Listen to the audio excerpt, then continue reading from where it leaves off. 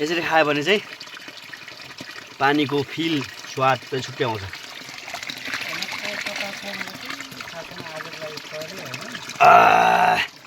मजा आयो ल।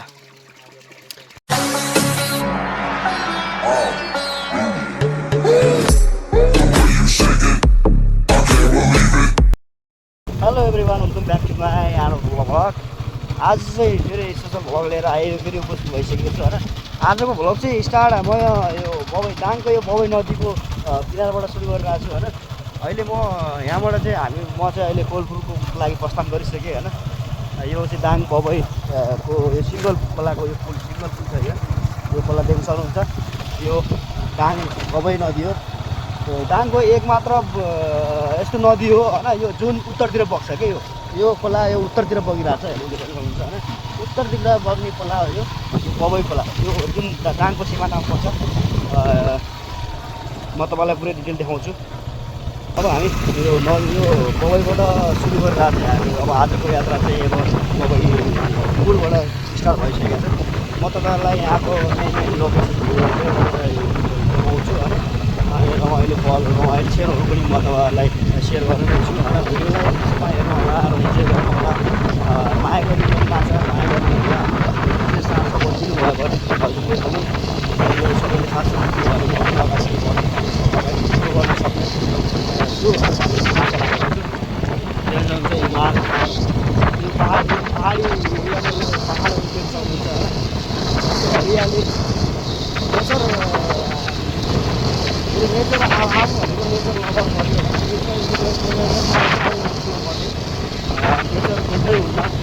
नेचर जुन ठाउँमा हुन्छ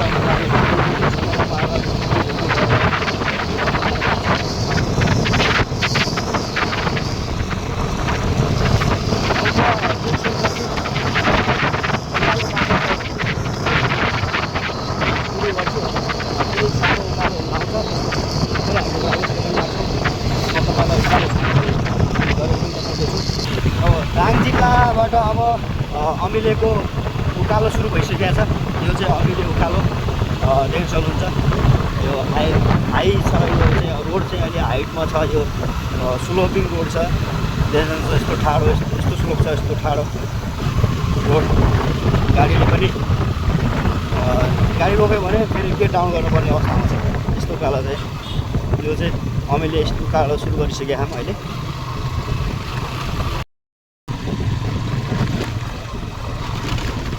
उकालो सँगसँगै बाटो पनि अलिअलि राम्रै छ।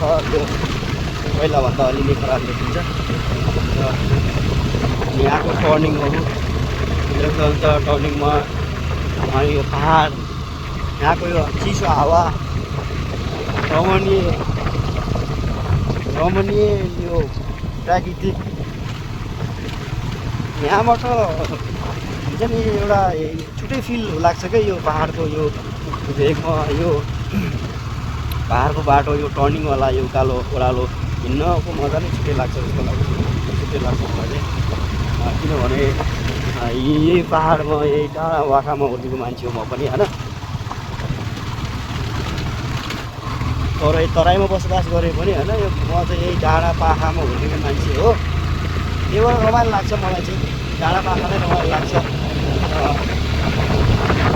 यतै घुम्नु मन लाग्छ, यतै हराउन मन लाग्छ, यतै डुब्न मन लाग्छ यार कहिलेकाहीँ।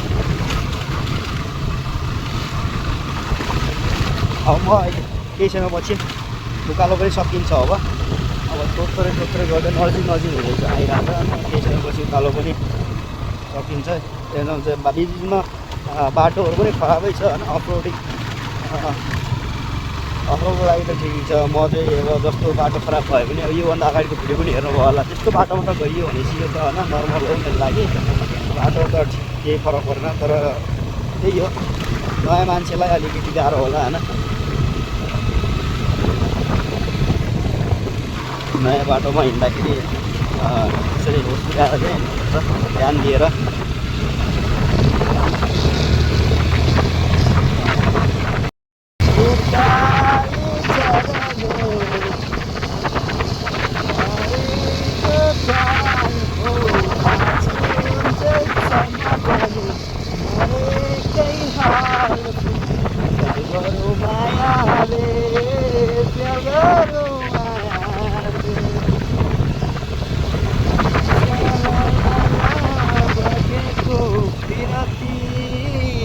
होला उकाली र ओह्राले गरिराख्नु होला हजुर गरिराख्नु होला हेर्नु डाङ भ्याली उकाली र ओह्राले गरिराख्नु होला हजुर गरिराख्नु होला। अब उकालो पनि लगभग सकियो। अब लास्ट अब यो आउँदैछ देउराली माता देउराली माईको मन्दिर दर्शन गरौँ होइन। यहाँ चाहिँ जय बाबाजी जय बाबा जय बाबा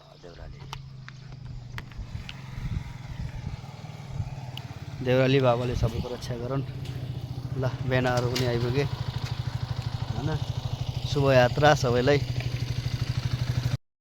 फाइनली उकालो पनि चढेर सकिसक्यो। अनि देउराली बाबाजीको दर्शन पनि गऱ्यौँ माथि यहाँ अम्बिलिया उकालोको देउराली बाबा मन्दिरमा पनि दर्शन गऱ्यौँ। सबैको यात्रा शुभ होस् भन्दै हाम्रो यात्रा पनि शुभ होस् भन्दै फेरि हामी यात्राको अगाडि बढाउँछौँ। अब चाहिँ ओह्रालो लाग्दैछौँ होइन। ओह्रालो अब तपाईँलाई म देखाउँछु ओह्रालोको सिन। ओह्रालो पाहाडबाट झर्दाको कस्तो अवस्था होइन। अब सिन मस्तसँग हेर्नुहोस् इन्जोय गर्नुहोस् है त। फेरि पनि हामी ओह्रालो झर्दैछौँ त्यहीँ चल्नुहुन्छ होइन। अब फुल स्पिडमा तपाईँको ओह्रालोको लागि त ओह्रालो झर्दा पनि झर्दा कहिले पनि क्लोज दबाउनु। गाडीको क्लोज चाहिँ कहिले नलिनु होला होइन। सबै ब्रेक दिनु होला हातमा। क्लोज चाहिँ नदबाउनु होला ओह्रालो झर्दाखेरि। अनि न्युट्रलमा चाहिँ गाडी कहिले पनि नदबाउनु है। ओह्रालो झर्दा के हुन्छ मान्छे कसै के हुन्छ भन्दाखेरि अब होइन ओह्रालो झर्दाखेरि तेल बचत गरौँ होइन। सानो अब ओह्रालो झर्दा न्युट्रल गरेर चलाऊँ भन्ने खालको फिल हुन्छ नि कसैको। त्यो चाहिँ गलत है। त्यो चाहिँ गलत हो। ओह्रालो झर्दा कहिले पनि गाडी न्युट्रल गर्नु हुँदैन। किनभने कन्ट्रोल गर्न गाह्रो हुन्छ न्युट्रलमा गाडी हुँदा गाडी कन्ट्रोल गर्न एकदम गाह्रो हुन्छ। त्यसले गर्दाखेरि गाडीलाई चाहिँ कहिले पनि न्युट्रलमा नराखेर चलाउनु होला मेरो सजेसन। अब तपाईँको विचार जे अब तपाईँको आफ्नो अधिकारको कुरो हो। जे पनि गर्न सक्नुहुन्छ होइन। मैले भनेकै अनुसार गर्नुपर्छ भन्ने पनि छैन।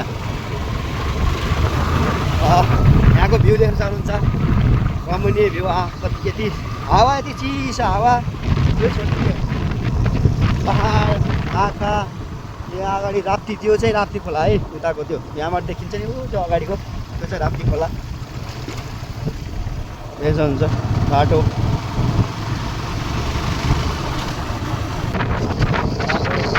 पहाडको बाटो त खायो होला ठाउँ ठाउँमा पहिरोहरू सामान धेरै हुन्छ। पहाडी भागमा सामान्य कुरा नै हो।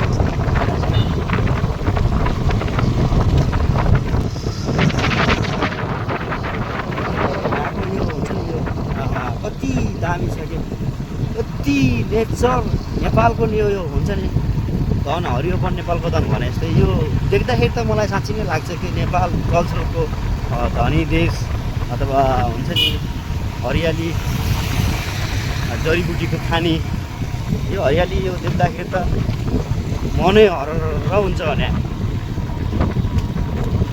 हेरौँ न। यहाँ त चिरा अलिक खोल्छ केही हुनै हुन्न नि पानी बगिरहेको हुन्छ क्या। यस्तो चाहिँ त्यो चिराबाट पनि पानी बगिरहेको। अब एकछिन रोकेर चाहिँ सक्क मूलको पानी खाइदिउँ भनेर मूलको पानी खान लाग्यो है। यहाँ चाहिँ बस यो हो नि त मूलको पानी चाहिँ खाइहाल्नुपर्छ। चिसो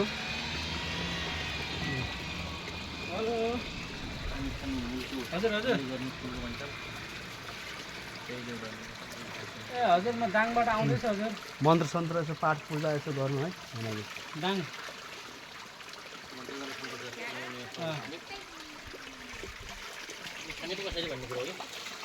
खाने चोट सिधै मुख डुबाउनु त हो नि। दाङबाट आउँदैछ पानी खानु मुलको हजुर दाङ गथे बिहे गर्नु कुलको के छ त एकदम मिठो छ। A1 पुरै अमृत हो अमृत। अरे मुलको पानी त अमृत हो नि यार। विभिन्न मुलको पानी खानु हजुरबाले भन्नु खान्थ्यो क्या। हजुरबारी माछा पनि रहेछ हौ। मूलको पानी त त्यो जडीबुटीबाट झरेको रसहरू हुन्छ नि अमृत सर हो कि त्यही भएर त मुलको पानी हो। अरूले बनाउनु पर्ने यार घोटेर खाँदाखेरि अप्ठ्यारो हुँदो रहेछ। यो चाहिँ औलो बनाउनु पर्ने आइडिया यसरी हो यसो गरे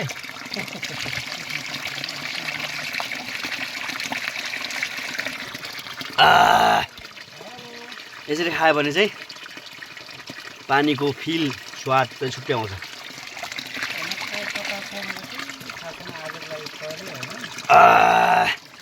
मजा आयो ल। पानी खानु मुलको हजुर कुरा गर्नु कुलको भन्ने एउटा बाजेहरूको पालामा हाम्रो बाजेले चाहिँ उखान भन्ने कि के भन्ने त्यो हान्दै थिए। त्यो मुलको पानी पनि खाइयो। मुलको पानी खाइसकेपछि फेरि ओह्रालो लागिरहेछौँ हामी। ओह्रालोको बाटो रमणीय ठाउँ।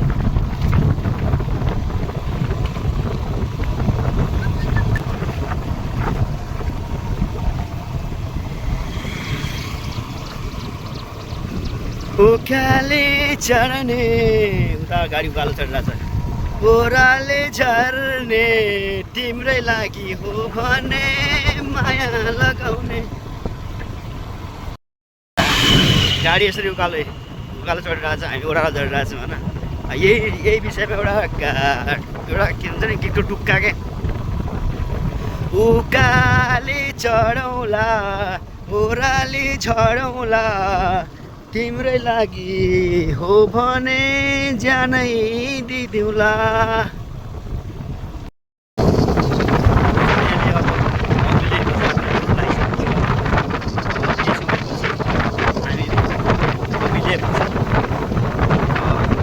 ओह्रालो पनि अब सकिसक्यो।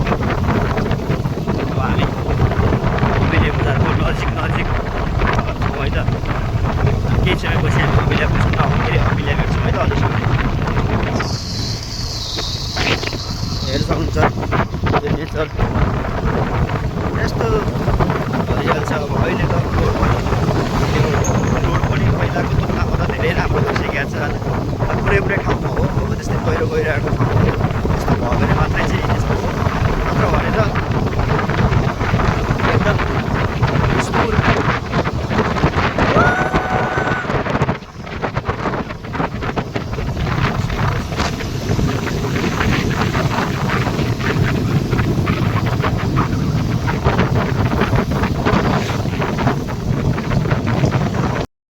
फाइनली अब यहाँ पनि पुगिसक्यो है। यहाँ बजार आउनु लाग्छ अगाडि।